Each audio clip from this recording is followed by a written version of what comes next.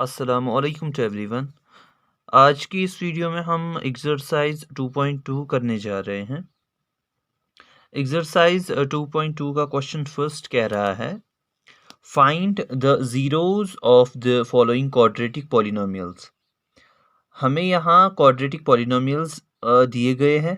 Quadratic polynomials कौन होते हैं?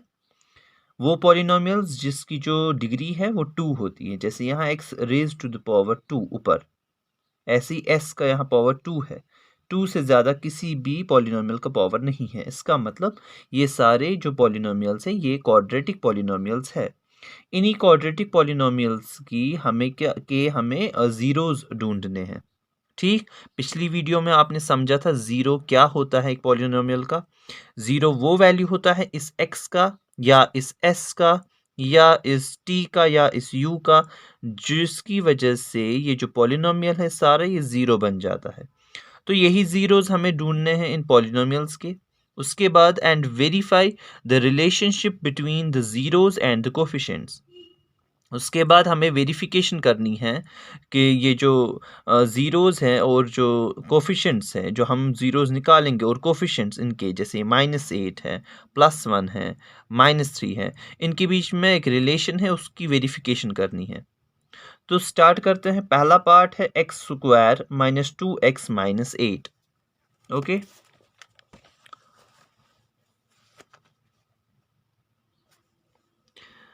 x² - 2x - 8 हमारा पहला पार्ट है। ये एक क्वाड्रेटिक पॉलिनोमियल है।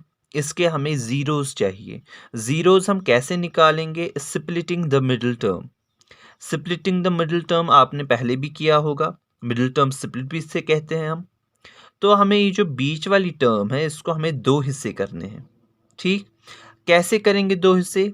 यहाँ रफ पे दिखाकर है। x² का जो कोफिशिएंट है वो क्या है? 1। और यहाँ जो कांस्टेंट है वो क्या है? 8। इनको मल्टीप्लाई कीजिए। 1 मल्टीप्लाइड बाई 8, 1 मल्टीप्लाइड बाई 8, वो क्या निकला? 8। बीच वाले को जो दो हिस्से करने हैं उनको मल्टीप्लाई करके यही 8 आना चाहिए हमें, और उनको प्लस या माइनस करके ये बीच वाली टर्म आनी चाहिए। मैं फिर से कहता हूँ, ये जो हमने 1 और 8 का मल्टीप्लिकेशन किया वो आया 8। इस बीच वाले टर्म को हमें ऐसे दो नंबर्स लिखने हैं, ऐसे दो हिस्से करने हैं जिनको मल्टीप्लाई करके ये आ जाए, ये 8।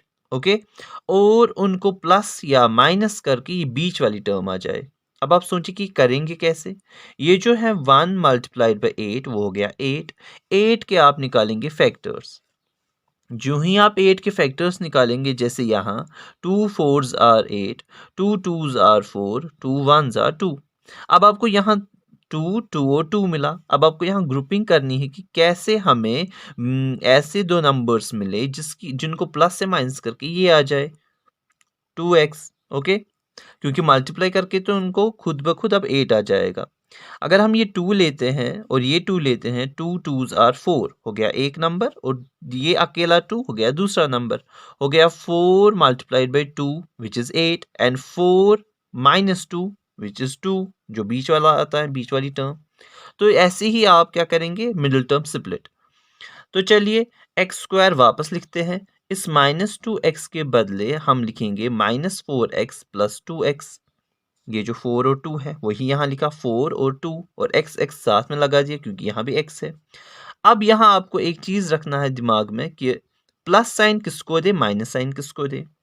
हमने यहाँ देखा 4 माइनस 2 इज 2, मगर इस 2 के आगे क्या है? निशानी माइनस की। इसका मतलब इनमें से जो बड़ा नंबर होगा उसकी निशानी क्या रखेंगे हम? माइनस। तो इसीलिए हमने यहाँ -4 को दिया और +2 को, बिकॉज हमारा हो रहा है प्लस माइनस हो गया minus. 4x minus 2x is 2x, निशानी बड़ी की, माइनस की। तो ऐसे ही आपको ख्याल रखना है कि हम माइनस किसे दे और प्लस किसे दे, और उनको फिर आपस में कैलकुलेट करके ये आना चाहिए। ये -8 फिर से नीचे आएगा वापस। फिर हम इधर क्या करते हैं? इन दो टर्म्स में जो पहली दो टर्म्स है इनमें कुछ कॉमन निकलता है।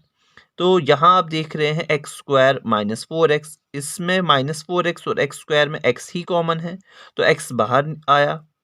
फिर हम देखेंगे x को क्या मल्टीप्लाई करेंगे, x² बन जाता है, x x और x²। ओके, फिर ये प्लस माइनस और माइनस, फिर x को क्या मल्टीप्लाई करें, 4x आएगा, x को 4 मल्टीप्लाई करेंगे 4x आएगा। इसके बाद जब आप यहाँ पहुंचेंगे, ये x माइनस 4 आप यहाँ खुद से पहले ही लिखेंगे। ओके, अगर ये x माइनस 4 आप यहाँ पहले से लिख रहे हैं तो आपका बहुत ही ईजी हो जाएगा। आपको यहाँ पता चलेगा x को क्या मल्टीप्लाई करोगे 2x आएगा, और माइनस 4 को क्या मल्टीप्लाई करोगे 8 आएगा। सीधी सी बात, x को 2 मल्टीप्लाई करेंगे 2x आ जाएगा, फिर ये प्लस माइनस और माइनस खुद बैठ गया, और 2 4 और 8 खुद से आ जाएगा। तो आपकी जो असली मेहनत है वो यहाँ तक है, x bracket start x minus 4। Okay, फिर आपको ये उठाना है, इधर रखना है। अब आगे बढ़ते हैं। अगर आपको डिस्ट्रीब्यूटिव प्रॉपर्टी आता होगा, आपने क्लास 8 में डिस्ट्रीब्यूटिव प्रॉपर्टी सीखी होगी, उसमें क्या है, उसी का रिवर्स है ये। जब हम दो बाइनोमियल्स को मल्टीप्लाई करते हैं तो हम कुछ ऐसा पाते हैं। इस वक्त हम इसका थोड़ा रिवर्स करेंगे। ये x प्लस 2 एक तरफ से आ जाएगा, और इस x माइनस 4 में एक x माइनस 4 लेंगे हम। ठीक, तो अब इधर हम देखें कि ये ज़ीरोज़ क्या होते हैं। ज़ीरोज़ होते हैं वो वैल्यूज़ जिसकी वजह से ये जो पॉलिनोमियल है ये ज़ीरो बन जाएगा। इसका मतलब this multiplied by this is equal to this. या तो हमारा ये ज़ीरो होगा या तो हमारा ये ज़ीरो होगा, क्योंकि इन दोनों में से किसी को तो ज़ीरो होना है, जिसकी वजह से ये ज़ीरो बन जाएगा। ओके, तो मैंने x प्लस 2 इक्वल किया ज़ीरो के, वहाँ से मेरा x का वैल्यू आया -2। फिर मैंने x माइनस 4 किया इक्वल 0 के, वहाँ से वैल्यू आया +4।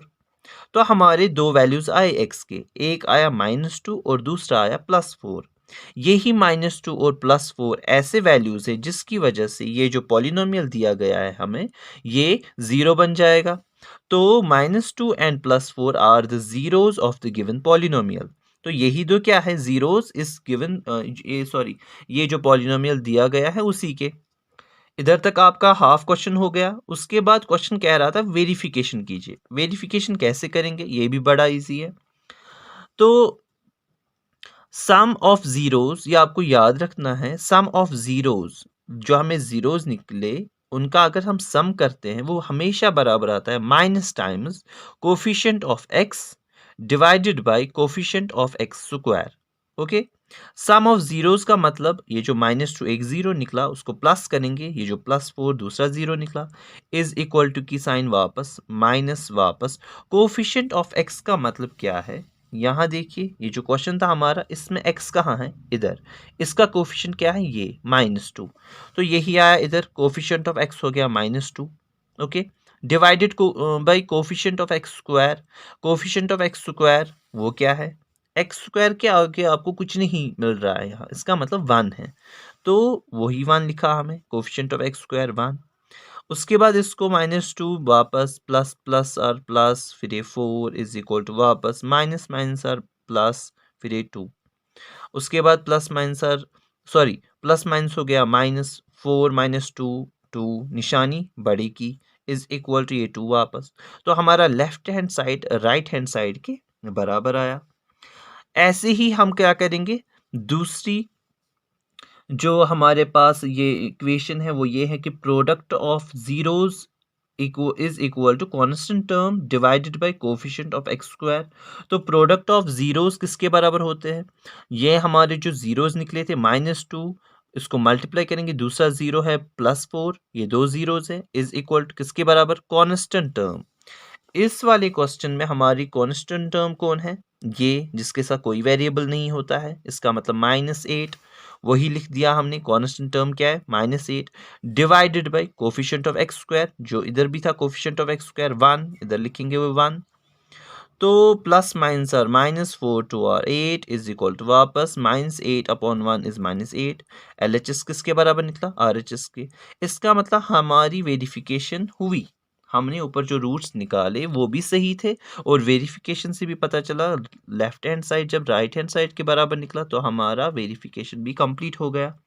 तो ऐसे ही आपको बाकी पार्ट्स करने हैं, अगली वीडियो में और एक पार्ट करेंगे। ओके, आज की वीडियो में इतना ही। Thank you.